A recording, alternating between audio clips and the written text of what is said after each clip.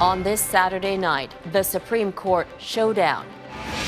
Donald Trump names his conservative nominee, Judge Amy Coney Barrett.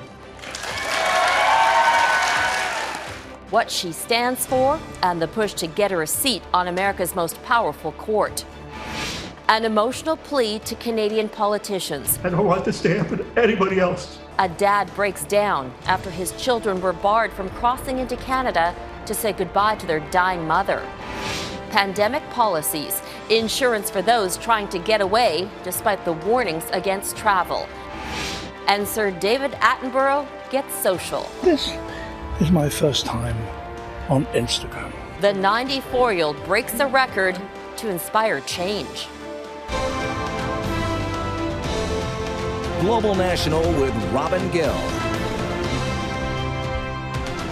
Good evening and thank you for joining us. U.S. President Donald Trump sparked a tense standoff tonight after picking his nominee for the Supreme Court. Late today, Trump named Judge Amy Coney Barrett as his candidate, a favorite among Republican conservatives, largely because she supports the religious right. Today it is my honor to nominate one of our nation's most brilliant and gifted legal minds to the Supreme Court. She is a woman of unparalleled achievement, towering intellect, sterling credentials, and unyielding loyalty to the Constitution, Judge Amy Coney Barrett.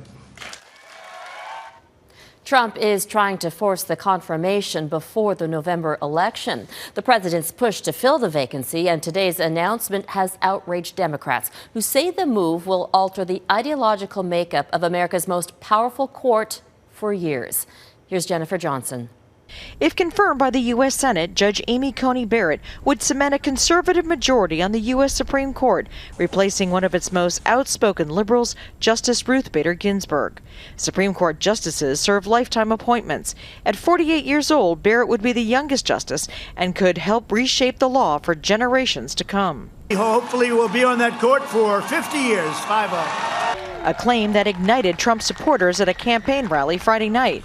Barrett, a devout Catholic widely backed by evangelicals, is a married mother of 7. She is considered to be anti-abortion and against same-sex marriage. Many fear if she's confirmed, the country's landmark Roe v. Wade decision giving women the right to abortion would be in jeopardy. In 2016, Barrett predicted a conservative court wouldn't overturn Roe, but put more limits on abortions. I don't think the core case, the Roe's core holding that, women have a right to an abortion, I don't think that would change. But I think the question of whether people can get very late-term abortions, how many restrictions can be put on clinics, I think that would change. Barrett had already been vetted by the White House before the president decided to nominate Judge Brett Kavanaugh in July 2018. Her nomination now goes to the Republican-controlled U.S. Senate, which will move quickly on her confirmation hearing. I believe it is critical that we confirm that nominee before Election Day. I believe we will have the votes to do that and get it done. Barrett could possibly be seated in time to rule on lawsuits arising from the presidential election, should President Trump lose and question the validity of millions of mail-in ballots. Democrats are vowing to fight her confirmation as they did in 2017, after the president nominated her to serve on the federal appeals court. Dogma lives loudly within you, and that's of concern. But right now, Democrats don't have enough votes to stop Barrett from taking a seat on America's highest court. Jennifer Johnson, Global News, Washington. The border closure has caused thousands of Canadians to be separated from loved ones. Today, they held a virtual rally in hopes of convincing the federal government to do more to reunite families. David Akin has the heartbreaking story of 2 Americans who couldn't say goodbye to their dying mother, a Canadian. It's been more than 40 years since John and Donna McCall fell in love, got married, and started a family. John, an American. Donna, a Canadian. The kids, born near Chicago, had only U.S. citizenship. That was never an issue until March, when Canada closed the border. Only Canadians and essential workers would be allowed in. John and Donna, about to retire near Peterborough, Ontario, were separated from the kids, still in the States.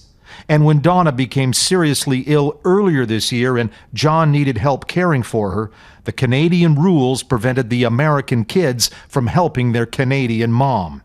The family pressed Ottawa for a compassionate exemption, but none came. In early August, in hospital, the decision was made to remove Donna from life support. And I called the kids, and I held the phone up, and they said goodbye. It was tough. I don't want this to happen to anybody else. It's a tragedy that shouldn't have happened. Donna had spent a career as a nurse and was remembered as one who taught caregivers about the power of compassion. She taught them how to be a compassionate nurse. And then for her to be treated with so little compassion by this government is very hard to take. McCall and 7,200 other Canadians are now part of a group called Faces of Advocacy. It is pressing the federal government to change the rules that could help thousands of families like John's. Every minute that it's delayed is a minute that some family is going without being together at a critical time, and those minutes might not be there. On Saturday, McCall spoke to an online rally organized by the group, and MPs from all parties also spoke in favor of those rule changes. I don't understand why this is taking so long. We know we can do this safely. We know that we can relieve such stress, such anguish, such difficulties for people. There are obvious compassionate cases that should have been fixed many weeks ago. And it looks like the government is ready to move. Erskine Smith said changes are expected to be announced next week. Changes, though, that will have come too late for John McCall. David Akin, Global News, Ottawa. Now to the COVID-19 picture in Canada. There have been more than 150,000 confirmed cases, including more than 9,000 deaths. Quebec is reporting 698 new COVID-19 cases today. That's the highest single-day tally since May. Ontario posted 435 new cases in the last 24 hours, the bulk of them in Toronto. Canadians are being discouraged from international travel, so many are turning to domestic trips. No matter where you plan to vacation, insurance experts have some advice. Heather Yerkes-West explains. Western Canadian ski resorts are gearing up for what they hope will be a busy winter. All of our visitors, obviously, this summer were from Canada. So we've been reaching out to Canadians, and certainly we're fortunate that we are located in the mountains, and that offers what Canadians, I think, are really needing. And that's wide open spaces with no nearby faces. Winter escapes have always been popular among Canadians, but this year a sunny locale may be out of reach. Ottawa is still recommending against all non-essential travel, and insurance experts warn that advisory can limit potential coverage. In general, travel insurance will cover you when the Government of Canada doesn't have a level 3 or a level 4 warning on the destination. But soon, companies like Manulife will begin offering so-called pandemic policies, providing coverage for medical and even quarantine expenses for destinations, regardless of a government travel advisory. It's a very difficult ethical situation right now and business situation. You've got airlines and tour operators and insurance companies that are struggling and may go out of business if they don't start to generate new business. And yet at the same time, these companies are going against government recommendations. And experts warn that if travelers become seriously ill with the virus while traveling, these policies may not cover all expenses, particularly if patients require ICU care or a ventilator. Many policies offer coverage up to the millions of dollars range, so $2 to $5 million. So you would have to be gravely ill, which, as we know with this virus, is not out of the realm of possibility. There are fewer restrictions for Canadians wishing to travel between provinces this winter, so a travel insurance policy may be worthwhile. If you're involved in an accident or you have a medical emergency where you're in a remote location and an air ambulance or a helicopter has to come and pick you up in order to get you to a tertiary hospital where you need advanced medical care, that can be very, very expensive. And there's also the chance that surprise COVID-19 symptoms could leave you with no choice but to cancel. Fortunately, insurance providers are now offering coverage for those things too, as the travel industry adapts to the new reality. Heather Urix-West, Global News, Calgary. The Canada Emergency Response Benefit expires today, but next week Parliament is expected to debate new legislation to provide support for workers. That's one of several big-ticket promises from the Liberal government. On this week's West Block, our Ottawa Bureau Chief Mercedes Stevenson looks into whether the government can deliver. Mercedes? COVID-19 may still be relatively new, but the Liberals' latest throne speech is taking aim at concerns that have been around for decades. The government is pledging to bring in a national child care program and to take quicker steps to deliver universal pharmacare. But with the federal deficit already pushing $400 billion, I asked Canada's Deputy Prime Minister and Finance Minister if she's concerned about the country's economic future. Here's what she had to say. We are having to spend extraordinary amounts of money to fight this pandemic. And yes, that does mean, as finance minister, I am very concerned, and I believe there is a tremendous onus on us, the federal government, to be very careful, to be very thoughtful, to be very prudent about these extraordinary expenditures. Meanwhile, provincial and territorial leaders are pushing the federal government to spend even more. The premiers are asking Ottawa to put an extra $70 billion in to cover healthcare costs. Manitoba Premier Brian Pallister told me it's time for the federal government to step up when it comes to healthcare. This is an emerging long-term problem. It's worsened over years now, and it's going to get worse. More and more Canadians are experiencing this personally, and we need to address it, and we can't just put it off another year or 2 or 5. It's going to get worse. And as it gets worse, real people, friends of yours and mine, are going to be impacted, and we're going to be the ones who didn't stand up for health care? I don't think so. Pallister says now is not the time for short-term thinking, as he calls it, and he wants to see the federal government become what he says would be a real partner in healthcare. We'll dig into that story more on the West Block. All right, thanks, Mercedes. We are witnessing a surge of COVID-19 around the world. There are more than 32 million cases globally, and the death toll is nearing 1 million. Cases are rising fast in Brazil, where 140,000 people have died. There are more than 5 million infections in India, which has the second highest number of cases in the world. The U.S. is still the hardest hit. More than 7 million people there have been infected. Say no to the tyranny! In the UK, police broke up a protest in central London because thousands of demonstrators were not social distancing. Many weren't wearing masks either. At least 10 people were arrested. The protesters are upset with new measures to curb the spread of the virus. Among the new rules, a 10 p.m. curfew for restaurants and bars, mandatory face masks for staff in the hospitality and retail sectors, and fines if these measures aren't followed. Coming up, the confession from the main suspect charged with a stabbing outside the former offices of Charlie Hebdo.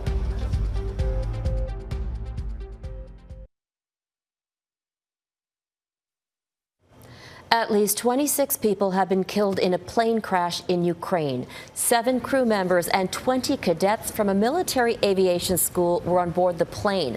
The Antonov plane belonging to the Ukrainian Air Force crashed as it was preparing to land. At least 1 person survived. Today, the country's president visited the survivor in hospital. All flights involving the same plane model have been halted until the cause of the crash is determined. In Paris, police have 7 people in custody after a stabbing outside the former offices of satirical newspaper Charlie Hebdo. A man and a woman who worked for a documentary production company were attacked yesterday with a meat cleaver. The main suspect apparently told investigators he did it because he was angry the newspaper had recently republished caricatures of the Prophet Muhammad. The incident is being investigated as an act of terrorism. In 2015, 12 people were gunned down when Islamic extremists targeted Charlie Hebdo's offices. Lebanon's prime minister-designate has stepped down after less than a month on the job. His resignation delays the prospect of getting any foreign economic assistance that's needed to rescue the country from collapse. Mustafa Adib says it became clear to him that he could not line up a nonpartisan cabinet. He had tried to form a government in a nation where power is shared between Muslims and Christians, and political loyalties tend to follow sectarian lines. Adib won the support of Lebanon's major political parties in August. The previous government resigned resigned amid widespread anger over the blast in Beirut's port that killed at least 200 people. Still ahead, surviving Yemen's long-running civil war with COVID-19.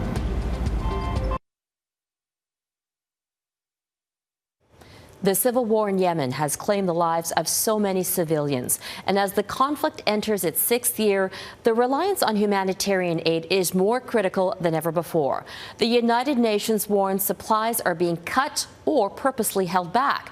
As Mike Armstrong reports, on top of famine and conflict, Yemen is also facing the pandemic. There is no part of life in Yemen not affected by what the World Health Organization calls the catastrophic humanitarian disaster. For kidney dialysis patients, even sitting in the hospital hooked up to the dialysis machine doesn't mean safety. As soon as I get here, I face a bigger problem, this man says. The machine stops because there's no electricity. The problem is hospitals don't have fuel to run generators. The fuel shortage in Yemen is worsening by the day. Prices have doubled and fuel's being rationed. Drivers can spend not hours, but days in line to get their maximum 40 liters per week. How can I work, asks this taxi driver. How can I feed myself and my kids? Now, fuel imports have become a weapon in the 6-year conflict. Houthi rebels, backed by Iran, seized power in 2014. They control much of the northwest, while a Saudi-led coalition supporting the former government controls much of the rest. Well, 70% of the country's commercial goods come through a port city on the Red Sea controlled by the coalition. The Houthis say since the summer, even UN-cleared commercial ships are being held back as a form of economic warfare. Their response? The Houthis have closed the airport in the capital to UN and humanitarian flights. According to Oxfam, that's meant 200 metric tons of aid can't reach the people who need it. The UN this week called for the immediate reopening of the airport. Well, things are very dire. According to this Oxfam spokesperson, the situation in Yemen is worsening by the day. He says civilians have been stuck between two warring sides. 20 million people are now food insecure. In June, 28% of families in the Houthi-controlled areas didn't have enough to eat. Just 3 months later, that's up to 43%. The aid blocked at the airport is needed desperately. There are many people who are in critical need for such assistance, and more delays would mean more people will lose their lives. On top of the conflict, Yemen has one of the highest COVID-19 death rates in the world. The Red Cross did open a new COVID-19 clinic in the southern part of the country this week, but testing and reporting are low, and the healthcare system is on the verge of collapse. There's fear many are simply staying home, dying there, and their cases are going unreported. Mike Armstrong, Global News. Up next, the canines tasked with sniffing out COVID-19.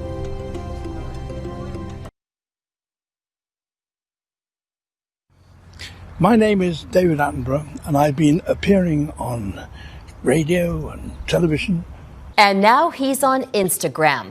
At 94 years old, the legendary broadcaster is bringing the natural world to the app.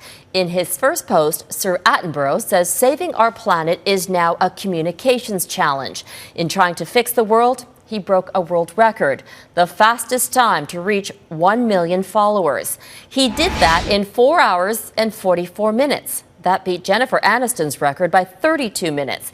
Even the Duke and Duchess of Sussex took 5 hours and 45 minutes to reach 1 million.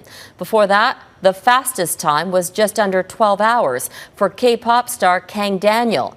The Pope himself took half a day to get to 1 million. Double that for David Beckham. An airport in Finland is experimenting with a real-time COVID-19 testing method using dogs. The pilot project has trained canines to sniff out the coronavirus.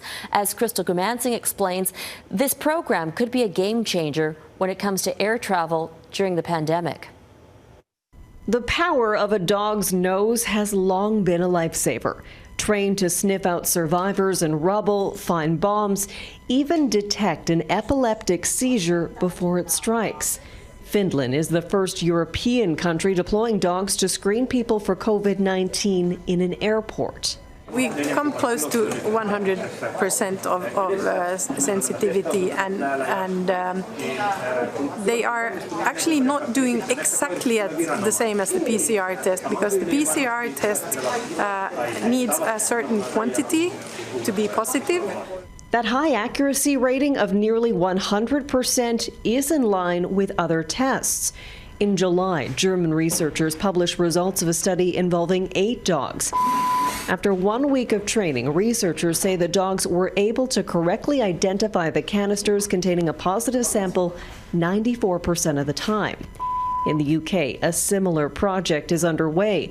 The team is now looking for people who have tested positive to donate samples so the dogs can get to work. So we're trying to get as many cases as we can so that we can collect samples of smell from them. But 3 ways: using face masks, using socks, and shirts as well. At the Helsinki airport, volunteers are asked to rub a cloth over their neck or arms. A similar test site opened in August at the Dubai International Airport. The dogs are trained to give specific cues if they detect an odor that is thought to be unique to people infected with the virus. What we've seen in our research is that the dogs actually will find them about 5 days before they get any clinical symptoms. It's experimental, and I think it's a nice addition to the assortment. I would not rule them out, but I'm a medical professional and I want to see the data before I recommend anything. More data is needed, and that's why testing sites like the one in Finland are so important.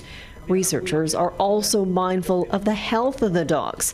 The trainers say they are closely monitored, and no one wants a family member, human or canine, to test positive.